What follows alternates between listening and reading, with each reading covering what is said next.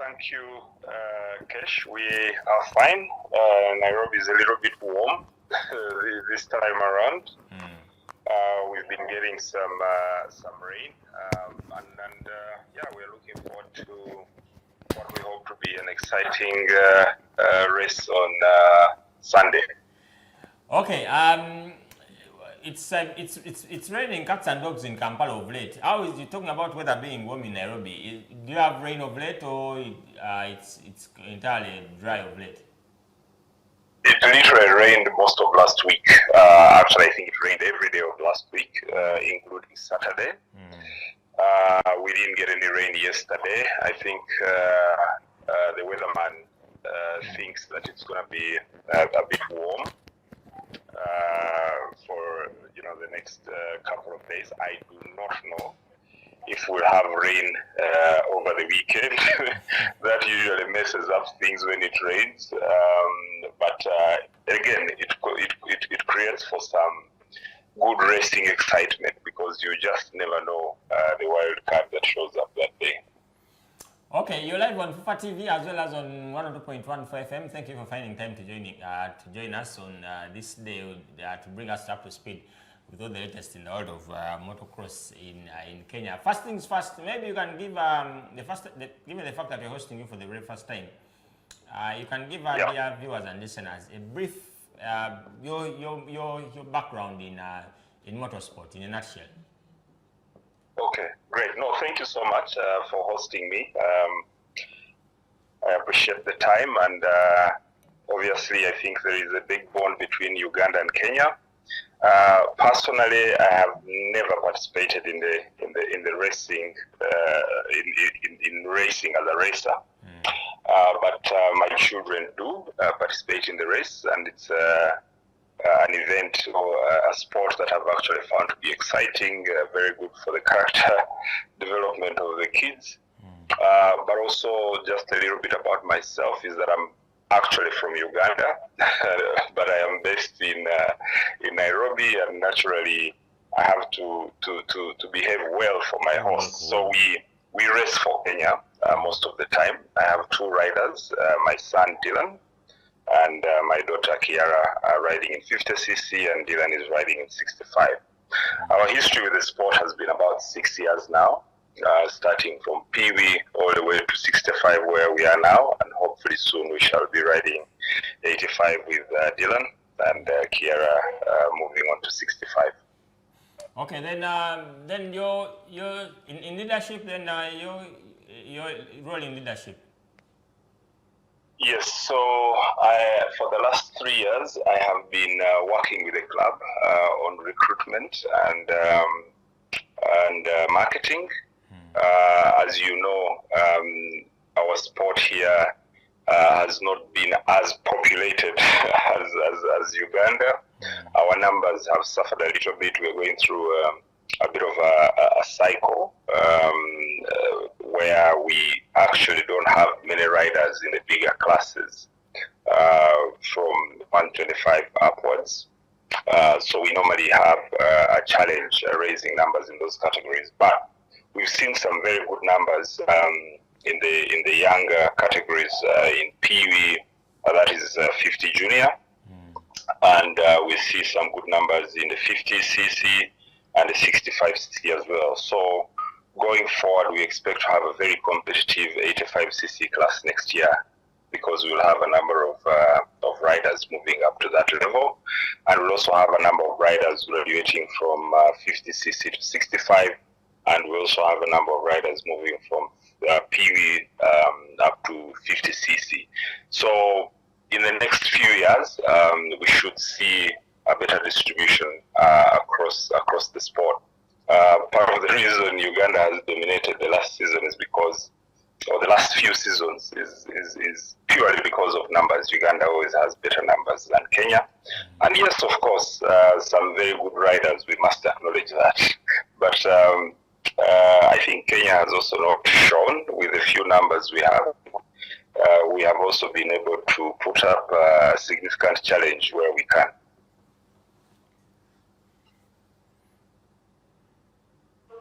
Okay.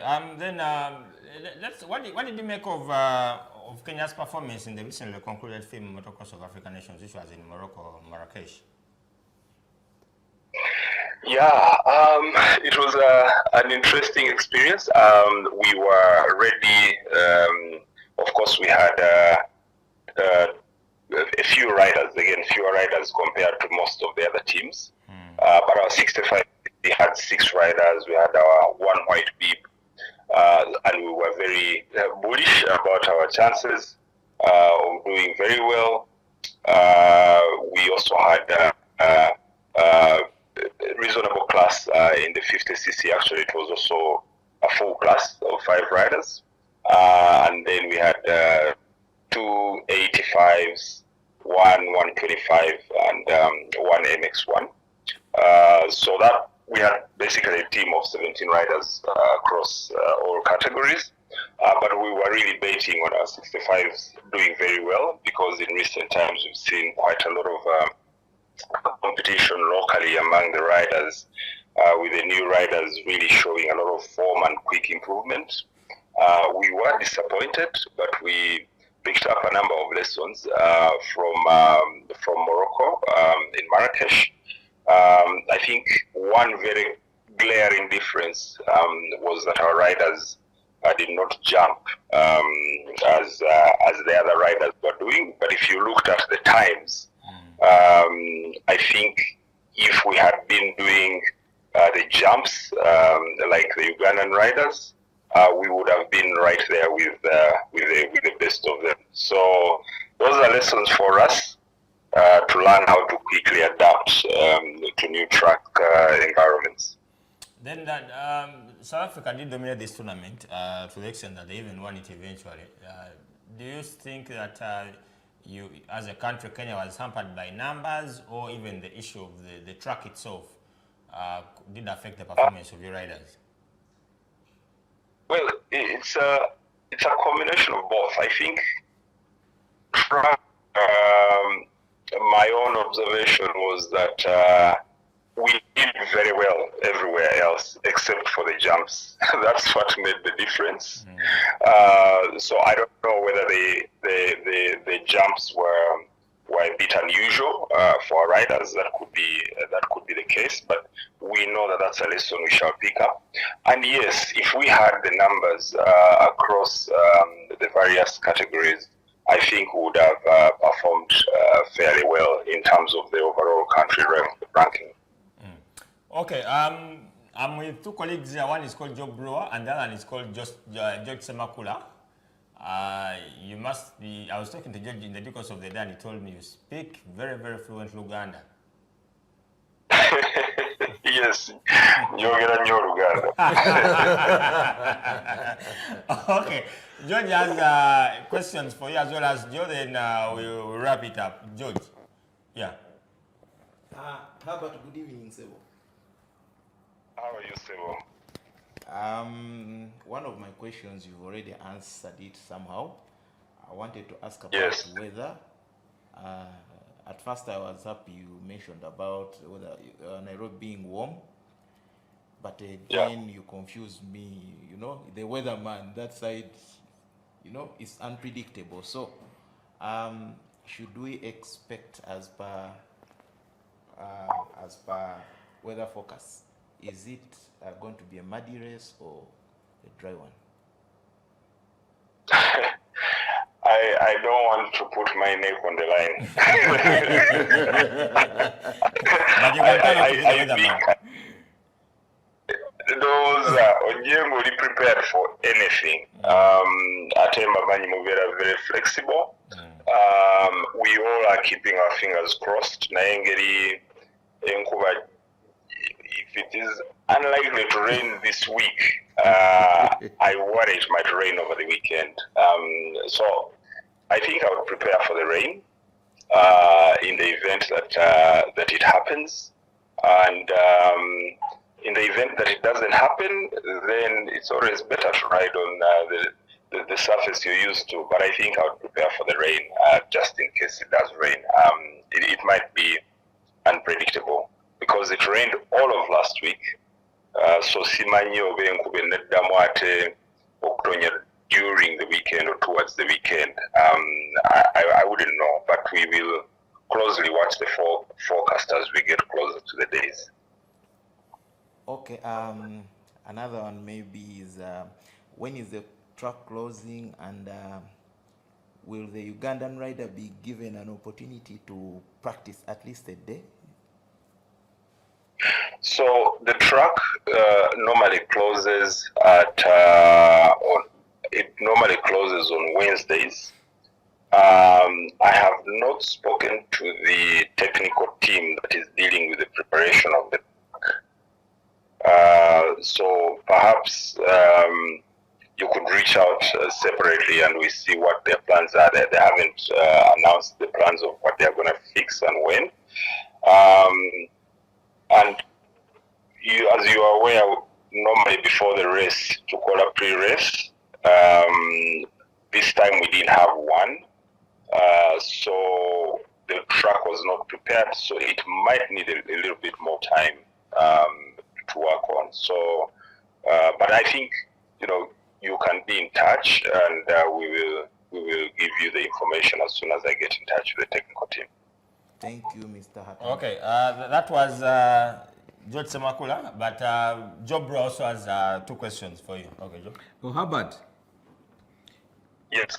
You're from Uganda, you're working in Kenya. So I just want to put your neck on the line here. You've seen both worlds of competition. Which one is better, Uganda and Kenya? All right.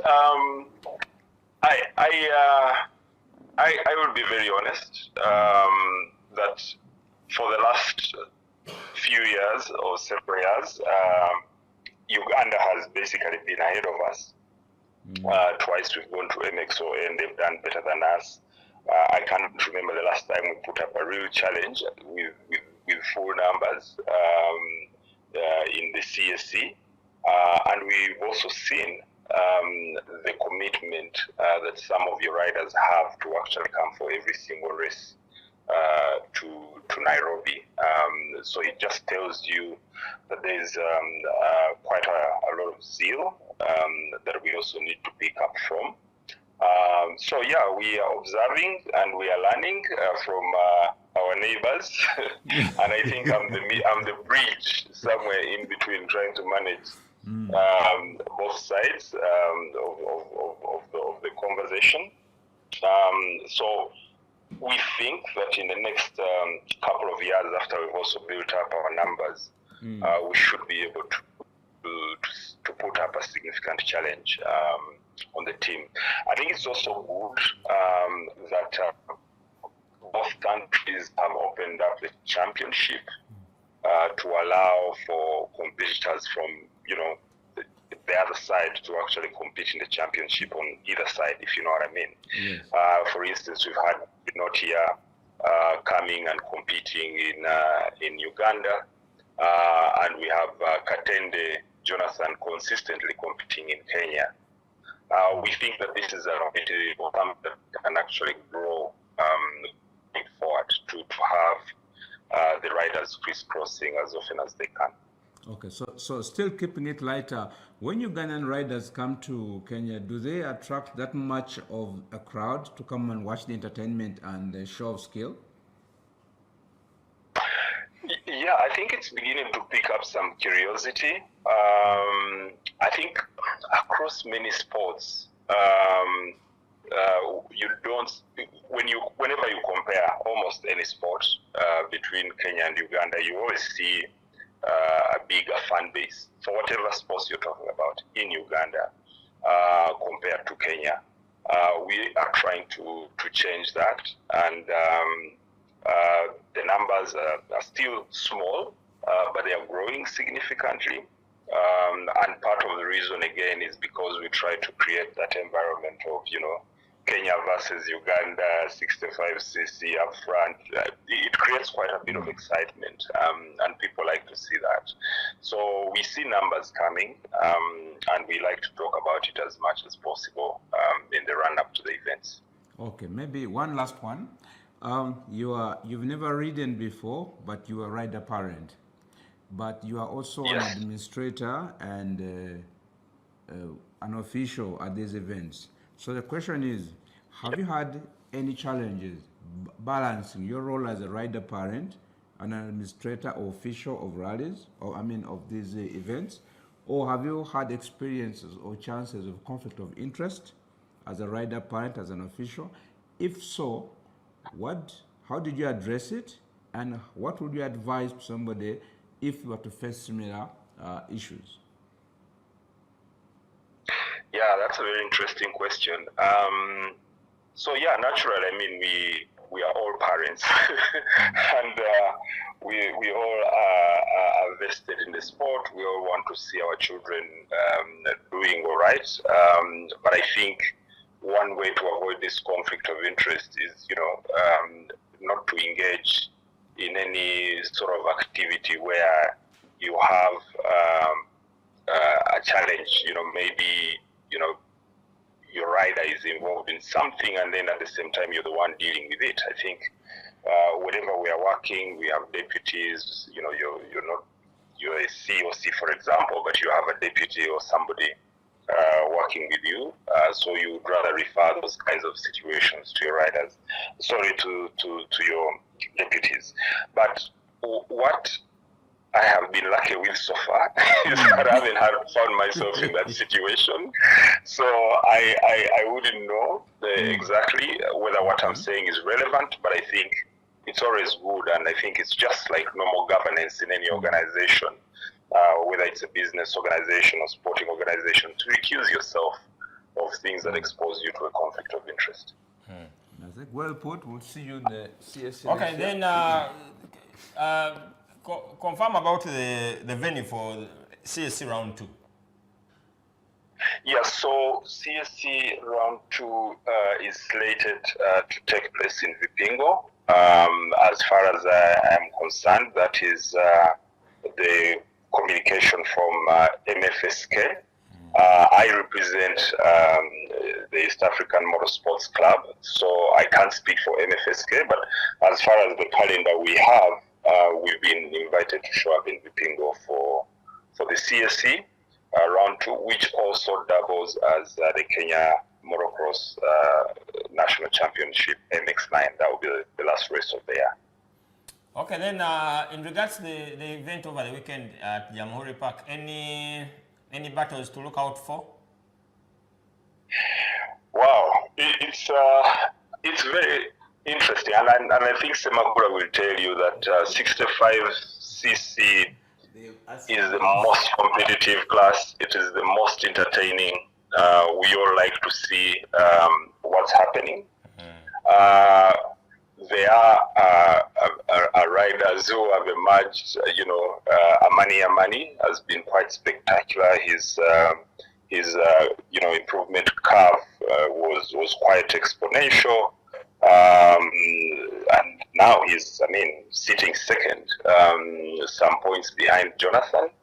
And yet the likes of Dylan were, built to be at the very top, but things didn't work out, partly because of luck and sometimes because of situations, reliability issues. And then we had Keegan Mutuma, who was doing really, really well, but because of an injury, he has not been consistent. He missed some races, so that basically took his point tally down. But they have interesting wildcards. Barry, not here, is looking really, really good. He can mix things up. Actually, there's a set of riders to look out for who are likely to mix things up. People like Barry, not here. People like Raya Mugo, who is looking really, really good. And by the way, in terms of lap times, he was our fastest rider in Morocco. And it's just that, he wasn't very consistent, but had he been consistent, I think he would have been up there with some of your best riders.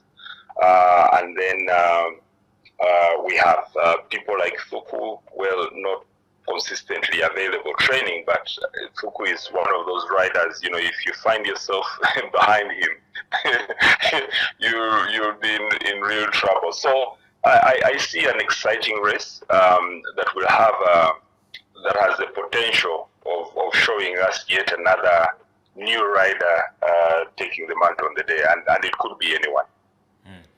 Okay, Herbert, thank you very much for joining us, and we'll definitely talk to you after that will be next Monday, and so that you can help us review the event, how everything will have unfolded. But my parting shots, do you mind if you said anything to the Ugandan audience side in Uganda? Akatalekeka.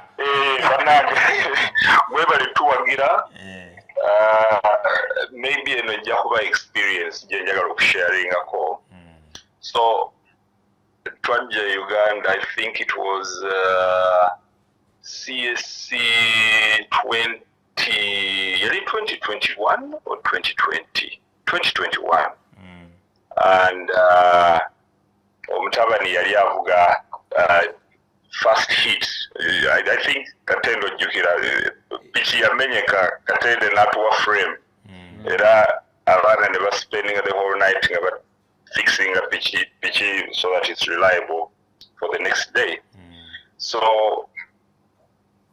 enkera ne tugenda okuresinga omwana nga leading bulungi nnyo era wali tewali twasobola muwangula mu kibinja ekyo. Naye epichi nefa kakati n'akaaba nnyo ne mubuuza naye kyekyakkabiza nangamba, can you believe Abannayuganda ate celebrating nga pichi yange efudde ate nga ndi Munnayuganda.